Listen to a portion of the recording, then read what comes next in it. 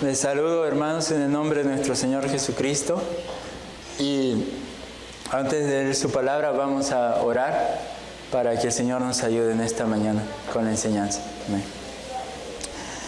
Amado Señor, te damos gracias, Padre, por el gran privilegio, Señor, de estar en la reunión, Señor, de tu iglesia.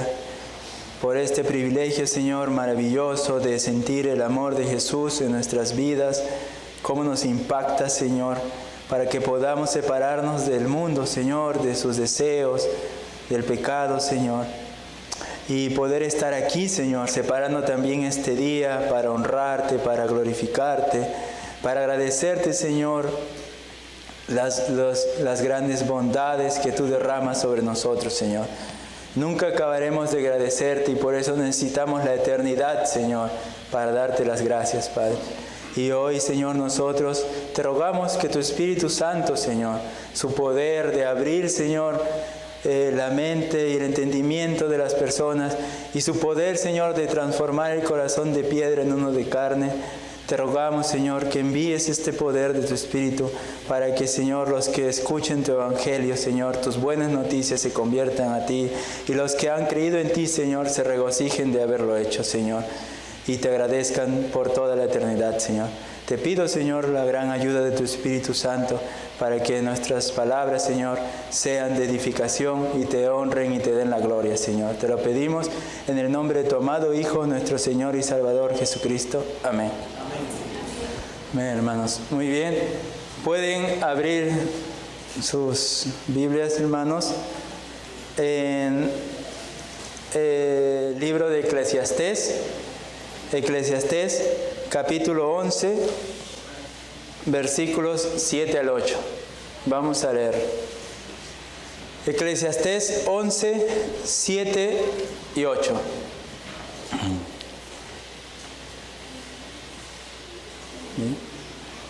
Entonces, el libro de Eclesiastés 11, capítulo 11, versículos 7 y 8. Amén, hermano. Suave ciertamente es la luz y agradable a los ojos ver el sol. Pero aunque un hombre viva muchos años y en todos ellos tenga gozo, acuérdese, sin embargo, que en los días de las tinieblas serán muchos. Todo cuanto viene es vanidad. Mis hermanos, entonces, esta mañana, con la ayuda del Señor y el poder de su Espíritu Santo y por la obra, obviamente, de Cristo Jesús nuestro Señor, vamos a estar tocando este versículo. He titulado este sermón de enseñanza así: acuérdate de Dios ahora y no vivirás en vano. Este sermón lo he dividido en tres partes. La primera es que voy a hablar acerca del versículo 7. Primero entonces hablaremos acerca de lo agradable que es la vida. Tomando las palabras, agradable a los ojos es ver el sol, ¿no? Entonces, la segunda parte estaré hablando de lo vano que es una vida sin Dios. Y trataré de explicarles qué significa la palabra vanidad, para que pueda quedarse grabado en sus mentes.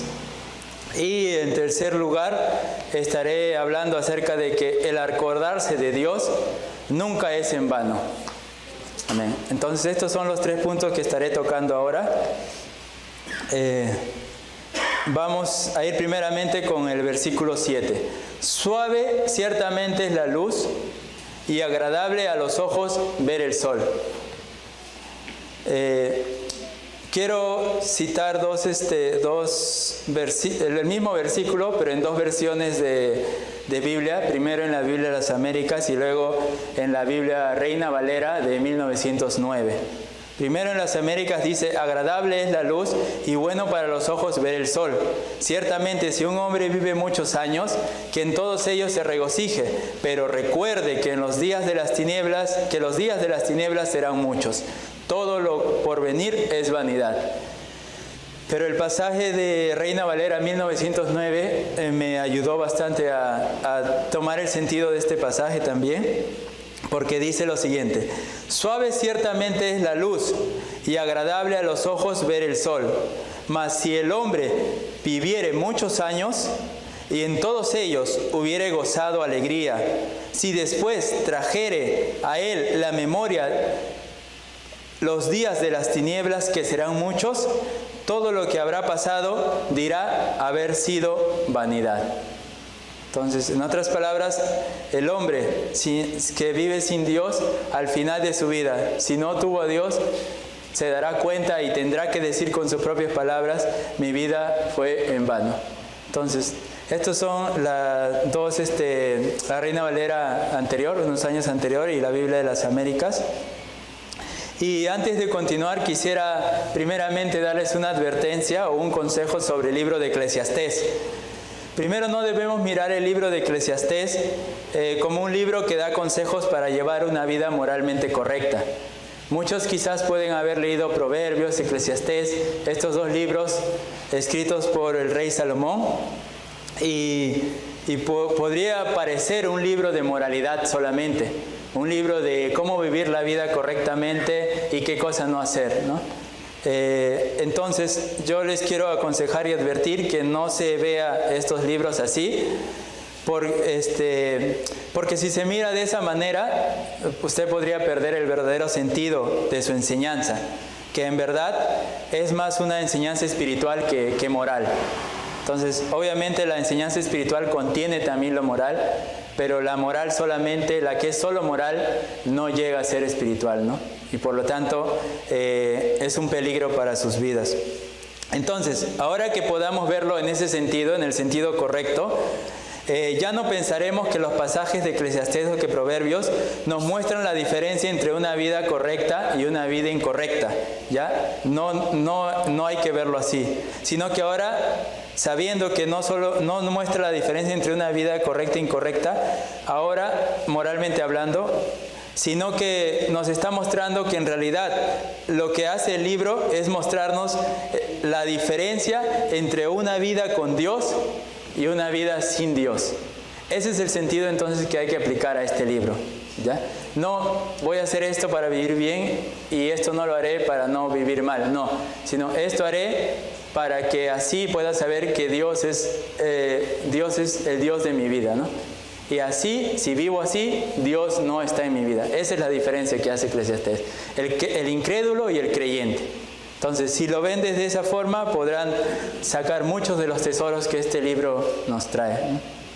Entonces, ahora todos o la mayoría habrán notado también que una puesta del sol es un momento muy hermoso y agradable a los ojos, ¿no? Quien haya podido ver esto en provincia o aquí en Lima o en cualquier otra parte del mundo, podrá darse cuenta que es un momento hermoso, placentero a la vista, y uno a veces podría pensar, ¿no? Bueno, estaré con mi refresco favorito en el mar, viendo el sol, cómo atardece, cómo baja en el atardecer, y esto se convierte en un paisaje tan hermoso que cautiva los ojos de los hombres. Entonces, se podría estudiar cuál es el motivo que ocasiona esto. Por ejemplo, ¿por qué es tan hermoso ver la puesta del sol? ¿Qué ocasiona esto en cada persona? Podría ser, tal vez, si hablamos físicamente, la vitamina D, de repente, que el sol nos da. Muchos sabemos que el sol nos provee a nuestro cuerpo la vitamina D, y esto trae muchos beneficios al sistema inmune, es muy bueno. Pero podría ser esto tal vez, que nuestro cuerpo se siente muy bien, fortalecido cuando está delante del sol y este va cayendo. O tal vez podría ser los colores. Muchos habrán visto que cuando el sol se va poniendo, el cielo empieza a dar un show de colores, empieza a mostrar el azul, cómo se va volviendo más tenue, más verde, luego cómo se va volviendo rojizo, hasta que finalmente se oculta y la oscuridad finalmente cubre el cielo, ¿no? Entonces, podría ser tal vez esto, que nos cautiva tanto, que nos trae quizás una especie de paz y tranquilidad. Y generalmente esto es atractivo al ojo humano. Esto yo no tengo que, aún sin saber por qué la puesta del sol y verla es tan hermoso, sin saber eso, sin saber cuál es el motivo que ocasiona esto en nosotros, lo que sí estamos seguros es que genera sentimientos agradables en nosotros. Eso no lo podemos negar, ¿no? Todos los que hemos visto una puesta del sol sabrán lo agradable que es este momento, ¿no? Entonces, aún sin saber ciencia o cualquier otro motivo que lo genera. Entonces, quería llegar a ese punto porque una vez teniendo claro que todos sabemos, hay que seguir viendo Eclesiastés en un sentido espiritual y no solamente moral, ¿ya? Pero siguiendo el sentido espiritual y partiendo también de un principio muy importante, que es que la Biblia se interpreta con la Biblia, ¿ya? Porque nosotros leemos este pasaje y pensamos a buscar en internet o en la ciencia, ¿qué dice la ciencia sobre este pasaje? ¿Qué es el sol? Nos vamos a quedar solamente en qué hermoso es la puesta del sol para nosotros. Y justo cantábamos este himno, ¿no? El himno último, maravilloso es, que dice que aunque tú veas la puesta del sol, hay algo más maravilloso que eso, es saber que Dios me ama a mí. Esto es algo impresionante que no se compara con la puesta del sol. Pero si tú solo te quedas en la maravilla del ocaso, si solo te quedas en eso, no estarás viendo el tesoro espiritual de Eclesiastés. ¿Y cuál es el tesoro? Al interpretarlo con la Biblia con la Biblia, ella nos muestra un siguiente pasaje, ¿ya? La palabra de Dios nos muestra un siguiente pasaje donde se refiere, ¿a qué se refiere con la luz o el sol? Por ello podemos ver algunos pasajes que nos van a ayudar. Y para eso, bueno, he buscado la palabra en griego, luz, que es or. Esa palabra la he podido buscar gracias a herramientas también que usamos para ver las palabras or, que es luz en toda la Biblia. Y hay un pasaje en Job 33:30, yo lo voy a leer, si puede buscarlo, búsquelo, pero yo lo voy a leer también. Job 33:30 y también voy a leer Salmos 56:13. Entonces, Job 33:30 nos dice lo siguiente: para apartar su alma del sepulcro y para humillarlo con la luz de los vivientes. Allí ya nos está dando una referencia de la palabra luz, que es la misma, en griego es or. Entonces, esta palabra luz la relaciona con los vivientes. Después el Salmo 56:13 nos dice lo siguiente: porque has librado mi alma de la muerte y mis pies de caída, para que ande delante de Dios en la luz de los que viven. Entonces David aquí dice que Dios lo había librado de la persecución. Creo que era el pueblo de Gat que lo estaba tratando de atacar, pero Dios lo había librado. Pero David hace dos referencias, ¿no? En la luz de los que viven, ahí es donde él quería andar. Tanto en la luz de la vida verdadera con Dios y también en la luz que el Señor da a nuestras almas cuando nos salva, ¿no? Entonces podemos ver en base a estos dos pasajes, y hay otros pasajes más que no los cito por el tiempo, pero estos pasajes nos enseñan que la puesta del sol, que es agradable a los ojos, resulta finalmente ser la vida, al parecer, ¿no?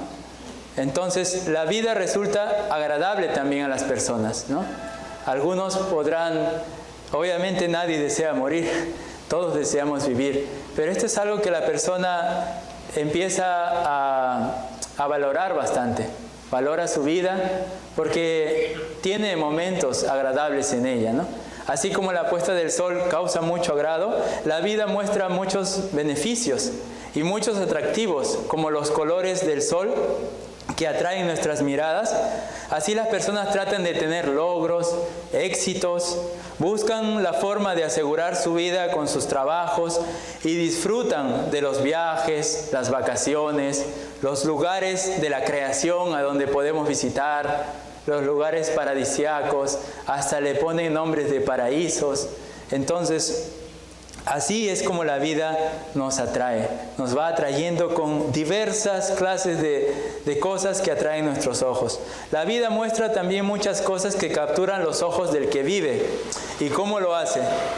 Pero sin embargo, aunque la vida de verdad tiene muchos atractivos, como por ejemplo ser un campeón mundial de algún reto, o lograr ser rico en este mundo, muchas cosas que quizás para el mundo puedan ser atractivas, tener la mejor casa de la cuadra, tener mis hijos en las mejores universidades renombradas, ¿no? Entonces muchas de estas cosas pueden cautivar nuestra vida y hasta a veces pueden atraparnos.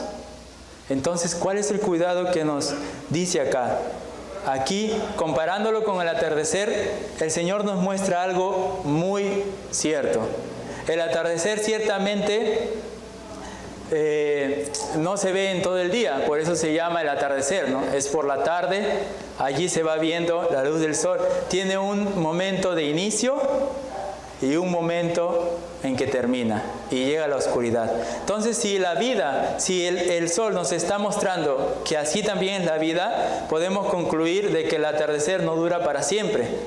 Y así también la vida tiene un momento en que la luz de nuestros ojos dejará de brillar. Entonces, así como un día el niño da el grito cuando nace y ve por primera vez la luz al salir del vientre de su madre, así también un día el hombre cerrará sus ojos y no verá más la luz de este mundo.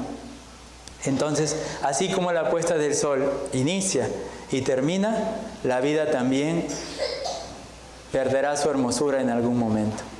Perderá esta situación porque habrá llegado la noche, la oscuridad y el tiempo de rendir cuentas a Dios. Hasta aquí era la primera parte en que estoy tratando de poner el énfasis en la vida primeramente.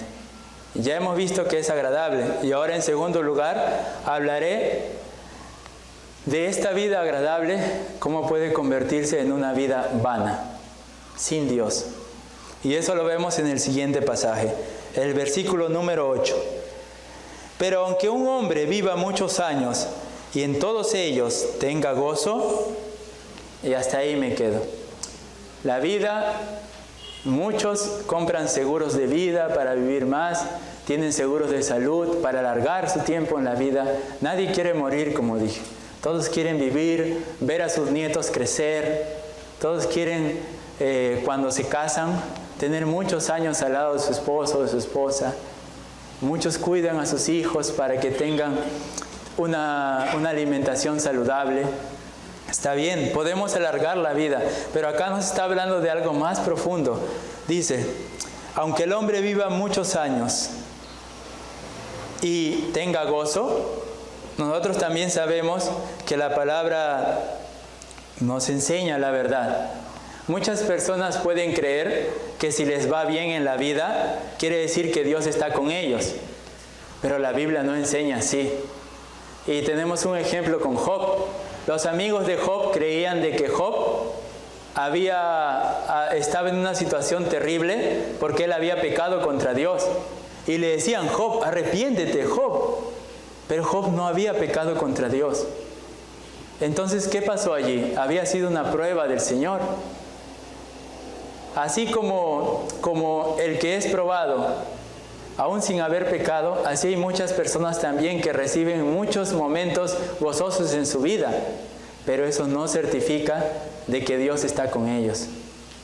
Tenemos muchos ejemplos, o uno de los que quiero citar es Hopkins, por ejemplo, el que se llamaba Theo. Él fue un científico renombrado, logró escribir muchos libros, pero ¿de qué le sirve eso si él negó a Dios y él no quiso acercarse al Señor? ¿De qué le sirvió todo eso? ¿De qué le sirvió la gloria de ser conocido en muchos países por mucha gente? Él vivió muchos años, quizás muchos de ustedes lo vieron, los que lo conocen, en una silla, ¿no? Casi parapléjico, no podía moverse, pero no moría, seguía vivo y seguía vivo. Entonces uno puede vivir muchos años y uno puede tener éxito en la vida, pero eso no significa de que puede estar sin Dios. Estos son dos ejemplos de vidas vanas en el mundo, ¿no? Y ahora quiero sustentar este ejemplo con la palabra de Dios en Eclesiastés 6, unos pasajes más atrás. Eclesiastés 6, versículo 3 al 5. Eclesiastés capítulo 6, versículos 3 al 5. Dice así: aunque el hombre engendre 100 hijos y viviere muchos años, y los días de su edad fueren numerosos, si su alma no se sació del bien y también careció de sepultura, yo digo que un abortivo es mejor que él. Porque éste en vano viene y a las tinieblas va, y con tinieblas su nombre es cubierto. Además, no ha visto el sol, ni lo ha conocido, más reposo tiene este que aquel. Entonces, aquí hace una comparación del hombre que vive muchos años, que tiene éxito en su vida, ¿no? Carnalmente hablando, moralmente hablando, tuvo éxito y vivió muchos años. Vivió hasta ver quizás a sus bisnietos o hasta a sus tataranietos tal vez, y les pudo dar todas las comodidades que el mundo ofrece, pero sin embargo la palabra lo compara con un bebé que muere en el vientre de su madre. Este bebé no vivió nada, él simplemente murió allí, ¿no? No se pudo concretar su nacimiento y el Señor lo determinó así. Un niño que no llega a nacer entonces tiene una ventaja sobre este hombre. Este niño no pasa por los sufrimientos de la vida. Parece mejor que quien nace, quien vive y pasa por los sufrimientos de la vida. ¿Y cuáles son estos sufrimientos? El vacío de un alma sin Dios, ¿no? La vida sin esperanza. Creo que el que vive sin Dios es la persona menos esperanzadora que pueda haber en la tierra. El dolor por el pecado. El pecado causa mucho dolor, ya seas joven, adulto o anciano. El pecado te causará tanto dolor que tendrás que recordarlo por la eternidad, en las tinieblas, en el infierno. Y Dios no quiere eso para ti. Entonces, al final vendrá el terror de la muerte. La Biblia le llama el Señor de los terrores, la muerte. ¿Quién no teme a la muerte, como dije? Todos le tememos, pero finalmente el infierno, por la eternidad. Entonces, resultando así, queda solo una vida vana, es decir, que su vida no fue útil para nada. Esta es una vida sin Dios. Es peor que un abortivo, dice las Escrituras. Pero ahora hablemos de la palabra vanidad. Al final del versículo 8 dice, todo cuanto viene es vanidad. Entonces la palabra vanidad, lo busqué, viene del hebreo Yebel, y ese hebreo deriva de la palabra Yabel, que es vaciedad o vanidad. Una vida vacía o una vida vana. Y quiero dar un ejemplo para que me puedas entender. Quiero tratar de ser lo más entendible posible, porque esta es una cuestión de vida o muerte, ¿no? Como le decía a los niños en la mañana. Imagina que tienes un tanque de agua. Todos conocen lo que es un tanque de agua, ¿no? En el techo se pone allí y este tanque se llena de agua y lo usas si tú quieres que baje de allí y todo el edificio, un edificio pueda tener agua. O también lo usas cuando se va el agua en la calle, en la ciudad, y ahí tú tienes guardado, ¿no?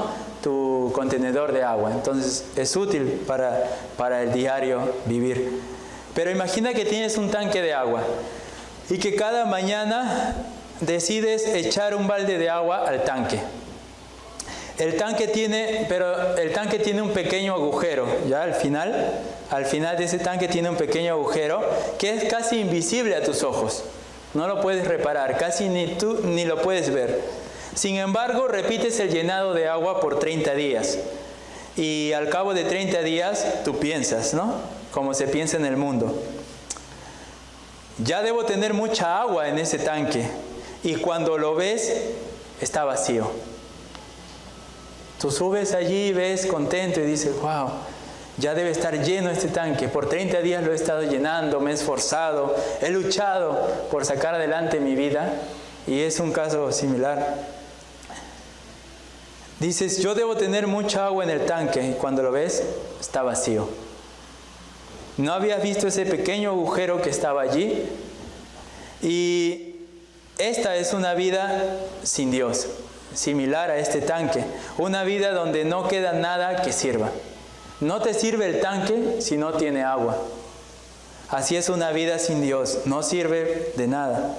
Sin Cristo, la vida es totalmente vana. Sin Cristo, el tanque de tu vida estará vacío, porque no lo llenaste con el agua viva.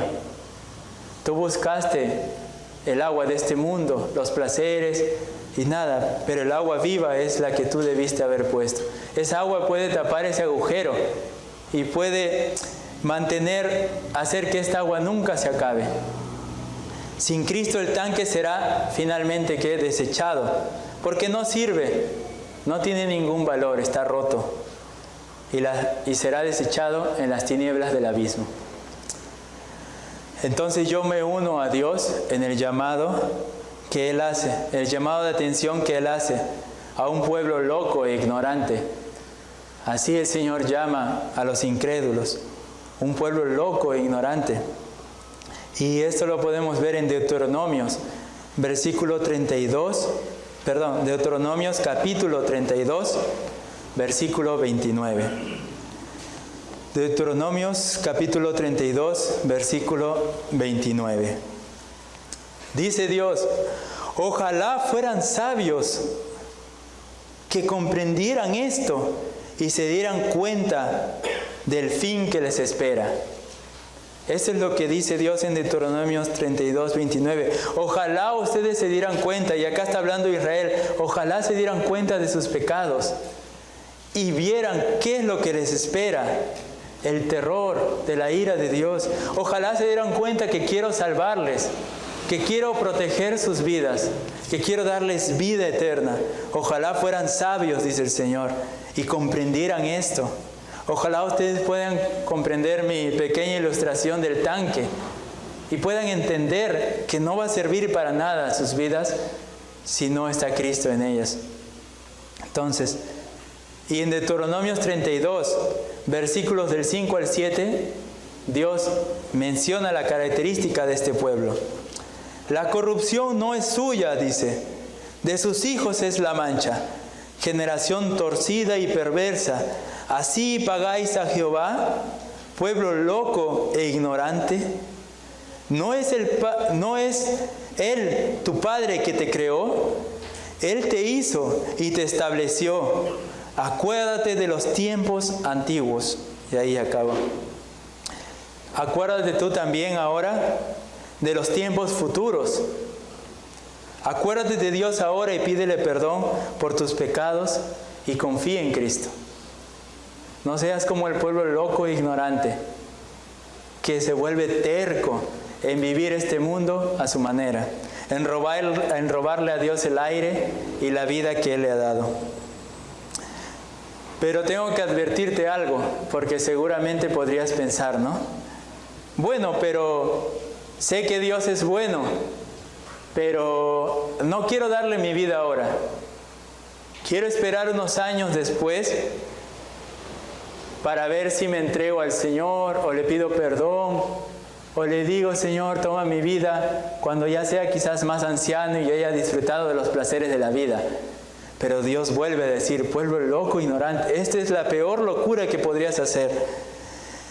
Y yo tengo que advertirte esto por amor a tu alma, que la locura de postergar acudir a Dios puede no tener una segunda oportunidad. Y vamos a ver un ejemplo en las Escrituras. Un ejemplo donde un hombre no pudo arrepentirse más. Aunque llorase, dice la palabra, aunque grites, aunque digas: Padre o Madre, llévame contigo a los cielos. O el Padre diga: Hijo mío, no te escuché cuando me hablabas de Cristo, pero llévame contigo a los cielos. No quiero pasar la eternidad en la ira de Dios y en este terror del infierno. Pero ellos no tuvieron segundas oportunidades. Quizás puedas pensar tú: bueno, lo haré más adelante, pero tengo que advertirte eso por amor a ti. Puede que no haya segundas oportunidades, porque el querer a Dios y obedecerle no viene de ti, viene de Dios. Es Dios quien abre tus ojos para ver a Cristo. No puede ser de otra manera. Y podemos ver este ejemplo en Mateo 27, 44. Allí vemos a dos ladrones crucificados con Jesús. Y dice Mateo 27:44 lo siguiente: lo mismo le injuriaban también los ladrones que estaban crucificados con él. Y yo busqué la palabra injuriar. ¿Qué significa injuriar? Esto viene del griego oneidizo. Esa palabra, su raíz es difamar. Entonces, la palabra injuria significa ofender a alguien con hechos o insultos, atentando contra su dignidad, honor, credibilidad, etc. Especialmente cuando se hace de forma injusta o injustamente. Entonces, estos ladrones estaban insultando, ofendiendo, atentando contra la dignidad del Hijo de Dios allí en la cruz. Le decían: sálvate pues, sálvate, tú no eres el Hijo de Dios, sálvate a ti, sálvate a nosotros, le gritaban ellos. Si ellos supieran que estaban delante del Hijo del Señor, del Dios de los cielos y de la tierra, cuánto se hubieran atemorizado. Hubieran cerrado sus bocas para siempre. Pero no lo veían. Pero las Escrituras nos muestran algo interesante en Lucas 23, 39 y 42. Lucas capítulo 23, de versículos 39 al 42, nos enseña algo más que pasó. Dios fue muy bueno con nosotros y gracias a Lucas que nos pone estos pequeños detalles. Lo busqué en los 4 evangelios, pero creo que solo Lucas lo describe. Lucas dice lo siguiente, en Lucas 23, 39 al 42 dice: y uno de los malhechores que estaban colgados le injuriaba. No sé si se habrán dado cuenta hasta aquí, pero eran dos primero los que le injuriaban. Ahora solo es uno, dice: uno de los malhechores le injuriaba, diciendo: si tú eres el Cristo, sálvate a ti mismo y a nosotros, lo que les decía que ellos gritaban. ¿Y qué pasó con el otro? El otro dice, respondiendo, el otro, ¿qué hizo? Y dejó de injuriar, miren, dejó de injuriar. Él más bien reprendió al otro ladrón, diciendo: ¿Ni aún temes tú a Dios, estando en la misma condenación? Es decir, mira, ya estás muriendo. Muchos de ustedes habrán visto que la gente, cuando hay un terremoto, cuando hubo el terremoto aquí en Perú el 15 de agosto, muchos se tiraban al suelo y pedían de rodillas: Dios, sálvame, Dios, ¿no? Pero este hombre ni siquiera, ya estaba en la cruz, solo era cuestión de horas para que muera. Ni siquiera allí él se arrepentía, estando frente a Jesucristo. Nosotros, y aquí viene el milagro de este otro ladrón, ¿no? En el versículo 41, él se arrepintió. Y en el versículo 42, él creyó para ser hecho hijo de Dios. Creyó en Jesús. En el versículo 41 dice: nosotros, él mismo dijo, recibimos lo que merecemos, lo que merecieron nuestros hechos. Él se daba cuenta que él era culpable no solo por sus pecados para ser crucificado, sino delante de Dios. Él era un pecador y él merecía esa muerte de la cruz. Pero él se había dado cuenta que Cristo no la merecía, que él era justo. Y en el versículo 42, él cree y él dice: y dijo a Jesús: acuérdate de mí cuando vengas en tu reino. Y esto es maravilloso.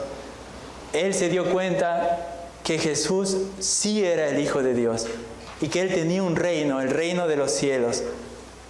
Y Él le dijo, en estas palabras: acuérdate de mí. Él estaría diciendo: Señor, yo sé que tú eres el Cristo ahora. Yo sé que tú eres el Salvador. Hace unos minutos te estaba insultando. Pero él quizás pensó en su mente, este ladrón, y dijo: pero yo te escuché orar. Y esa oración que tú hiciste me conmovió y me hizo ver que yo soy un pecador, que yo necesito de ti. Y esto podemos verlo en Lucas 23, 34, cuando Jesús estaba orando. Allí en la cruz, imagínense, Él estaba muriendo, pero Él no detuvo su oración. Hermanos, cuán hermoso debe ser, aún en los tiempos de aflicción, estar orando al Señor por los que se pierden.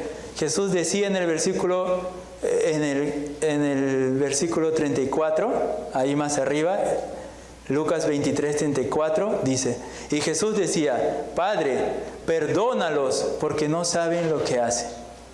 Seguramente el pensamiento del Señor, en sus pensamientos estuvo este otro ladrón. Y probablemente, no estoy seguro, pero este ladrón, al estar cerca, pudo haber escuchado su oración. ¿Qué?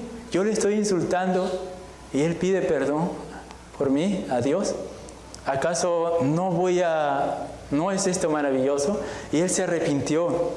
Él buscó en ese momento la salvación que estaba a su lado allí de Cristo. Y él le dijo, Señor, yo merezco esto. Acuérdate de mí, Señor. Yo no merezco que tú me salves, pero ten piedad de mí. Y entonces Cristo lo salvó. Porque eso nos dice Marcos 4, del 11... nos dice más abajo, ¿no? Bueno, no lo tengo aquí, pero Jesús le responde. Hoy mismo estarás, ¿no?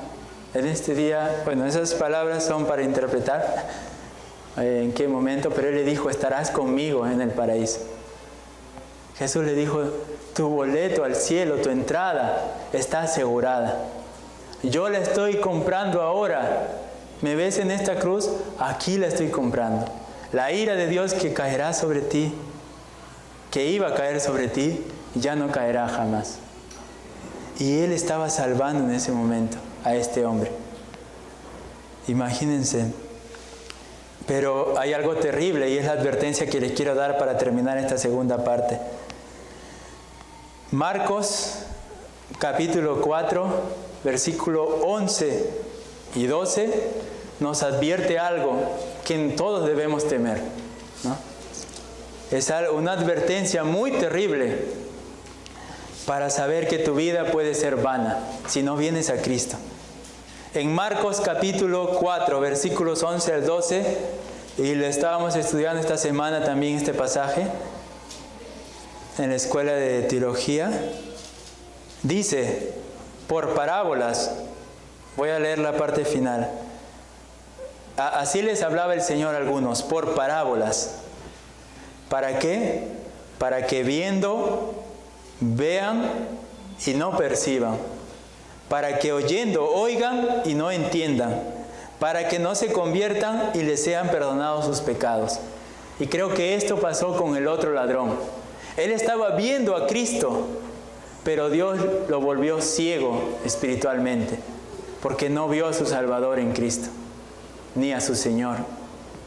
Él estaba oyendo quizás la oración que hacía Jesús, pero no le hacía ningún efecto. No entendía por qué Él pedía perdón por mí si yo le estaba insultando. No podía entenderlo. No cabía en su lógica esto. Y por lo tanto Él no se convirtió, no pidió perdón a Dios, el otro ladrón me refiero, y sus pecados no le fueron perdonados. Él estaba muriendo. Él estaba allí en su lecho de muerte. Él tenía al Salvador allí orando y no se arrepintió porque Dios no le abrió los ojos, ni abrió sus oídos. Y esta es la advertencia que yo quiero darte. Tú podrías pasar la peor aflicción de tu vida, siendo joven o siendo adulto. Pero cuando Dios cierre tu entendimiento, nada te conducirá al arrepentimiento, solo al juicio eterno. Y estarás reservado para el juicio. Y esta es la advertencia que les doy por amor a sus almas. No postergues acordarte de Dios. Una vida sin Dios se convertirá en una vida vana. Podrás tener títulos, renombre, propiedades, podrás ser conocido en todo el mundo, pero cuando Dios te pese en la balanza con los 10 mandamientos, no valdrá nada y será desechado. Y ahora, después de haber terminado la advertencia, procedo con mi último punto para cerrar. Y es el versículo para terminar, el 8, la segunda parte donde dice, acuérdese sin embargo, en Eclesiastés 11, versículo 8, la segunda parte dice, acuérdese sin embargo que en los días de las tinieblas serán muchos. Todo cuanto viene es vanidad. Entonces, acordarse de Dios nunca es en vano. Si te había dicho que la vida sin Dios es en vano y no vale nada para Dios, tal vez para el mundo pueda valer y para ti también, pero para Dios no vale una vida sin Cristo. Entonces, ahora déjame decirte que una vida sin Dios nunca es en vano. Cada centavo que se pagó en la cruz, cada costo, cada, ¿cómo se dice las monedas? Cada céntimo, ¿no? Acá para entenderlo mejor, que se pagó, vale. Todo lo pagado vale, ¿no? Ustedes habrán comprado quizá algo que luego no funcionó muy bien y habrán dicho, no vale lo que pagué, ¿no? Pero no podemos decir eso del precio de la sangre que Cristo pagó en la cruz. Y cada vida que Él salvó allí vale el precio que Él pagó. Entonces, acuérdate de los días que serán muchos. Si acá dice que los días serán como tinieblas, quiero recordarte que así como el otro ladrón se acordó de Dios, Dios se acordó de él también. Y seguramente Cristo lo tendrá siempre en su memoria cuando venga en su reino con sus ángeles. Y cuando todo ojo lo vea, seguramente el ladrón estará en los pensamientos del Señor, el que se arrepintió. Y toda la iglesia estará en sus pensamientos. Y Él se regocijará cuando venga. Así tú también debes acordarte de Dios ahora, joven, adulto o anciano.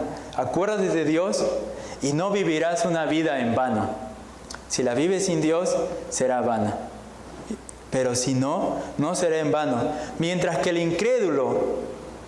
para el incrédulo vienen días de tinieblas sin fin, días de sufrimiento y de dolor. Para el que confía en Cristo, sin embargo, es diferente. Para el que confía en Cristo vendrán días de descanso eterno. A veces tú puedes soltar unas lágrimas cuando te dicen que terminan tus vacaciones y tienes que volver al trabajo, pero estos serán eternos. Nunca se acabará. Días de descansos eternos son los que el Señor ha prometido para sus hijos. Días de gozo. Días en que las tribulaciones habrán acabado. Donde no habrá enfermedades. Ahora nosotros nos preocupamos y oramos por la enfermedad de cada hermano. Pero ahí no habrá enfermedades. No habrá, ni siquiera muerte habrá. Porque la muerte no puede estar allí. Días donde dirán, nada fue en vano en mi vida con Dios. Ustedes dirán, todo lo pasado por mi Señor y Salvador Jesucristo, todo lo que sufrí aquí en la tierra, todo cuando lloraba porque era ofendido, insultado por mis amigos, cuando mis familiares me despreciaban, cuando todos decían que seguir a Cristo no tiene sentido, ni siquiera has visto a Dios, ¿cómo puedes amarle? Todo eso, dirás, fue útil, sirvió, valió la pena, porque eso me hizo saber que tú me amaste primero. Eso es lo que el cristiano tendrá. El amor de Cristo por sus ovejas no es una frase poética, no es solamente poesía y algo bonito, como a veces las telenovelas quieren mostrar, o las películas a veces nos muestran un final feliz. Pero Cristo no es así, no es una poesía solamente, no es algo que es pasajero y se va como las alegrías de este mundo, que estás contento un momento y luego estás llorando y luego vuelves a estar contento y luego vuelves a llorar. Pero en Cristo su amor es real y es tan real que llena el alma de una felicidad abundante. Mantiene nuestra fuente de gozo completamente llena de su agua viva, porque Él es el agua viva. El hambre no puede matarte, no puede matar tu alma, el hambre, porque Cristo, que es el pan de vida, te alimenta. Él es el que provee para tu alma, para tu gozo. Tus pecados son perdonados y las culpas son quitadas. Cuando haces algo malo te sientes culpable, pero Cristo viene y la quita por completo. Te hace sentir seguro. Y te da un gran alivio cuando toda tu conciencia está completamente segura en Cristo. Tu mente está segura de que si hoy día murieses, de que si hoy día se cortase tu vida para siempre, para Dios tu vida tiene un gran valor. No murió cualquiera acá en la tierra. Cuando tu vida está con Dios, no habrá muerto cualquier persona. Cuando tú eres un hijo de Dios, Dios no te dejará a ti en las manos de la muerte. No, Dios no hace eso. Dios envía a sus ángeles a recogerte, como el Señor nos mostró con Lázaro, para llevarte. Él hace toda una preparación porque es mi hijo, dice. Ha muerto mi hijo en la tierra y yo debo traerlo. Como el padre recogió al hijo pródigo, fue corriendo y lo trajo. Lo limpió, así Dios viene y te quita ese cuerpo de muerte que tenías y te da uno perfecto. Te dará uno perfecto cuando sea el tiempo. Y cuando pasen las puertas del cielo, queridos hermanos, ustedes cuando entran aquí a la iglesia tienen que limpiarse los pies a veces para no ensuciar, ¿no?